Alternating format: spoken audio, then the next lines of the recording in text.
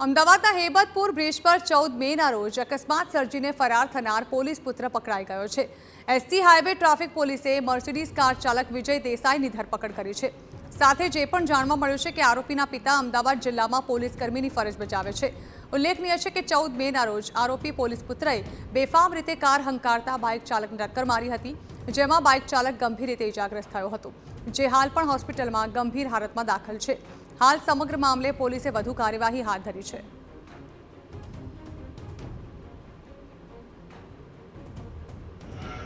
आज black colour नी Mercedes गाड़ी है तेनो लोगो त्या एक्सिडंट अकस्मात स्थले पड्यो हतो अने त्यारबाद पीआई द्वारा ए मर्सिडीजना लोगो उपरथी मर्सिडीजनी कंपनीमां तपास करता एना हिडन नंबर उपरथी एना असल मालिकनुं नाम ख्याल आव्युं हतुं અને એ જે અસલ માલિક હતા રોનક શાહ, એમના કહેવા પ્રમાણે માર્ચ મહિનામાં આ મર્સિડીઝ ગાડી વિજયભાઈ વાઘજીભાઈને વેચી હતી અને એ ધોળકાના રહેવાસી હતા।